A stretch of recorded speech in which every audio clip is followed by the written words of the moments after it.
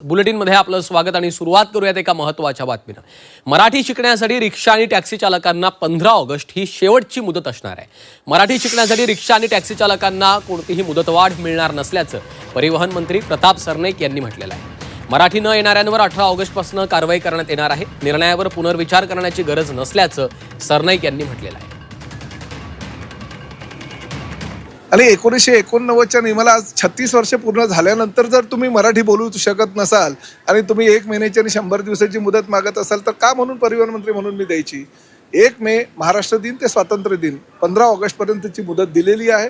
1 मे पूर्वी काही rickshaw taxi संघटनांची लोक नेते मंडळी माझ्याकडे आलेली, काही अमराठी जे नेते मंडळी आहेत ते माझ्याकडे आलेले आणि त्यांनी 3 महिन्याची मुदत मागितली होती।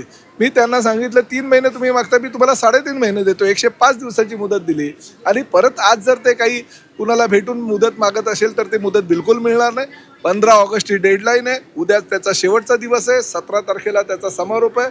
18 तारखेपासून कारवाईला सामोरे जा। जे शिकले असतील, जे उर्मट असतील, जे मगरूर असतील की नाही आम्ही महाराष्ट्रात राहतो, आम्ही महाराष्ट्रामध्ये व्यवसाय करू, आम्ही महाराष्ट्रामध्ये पैसे कमवू, महाराष्ट्रामध्ये हवे तर करू पण मराठीचा अपमान पण आम्ही करू, अशी जर भूमिका कोणी घेतली असेल तर त्यांना 18 तारखेपासून कारवाईला सामोरं जावं लागेल।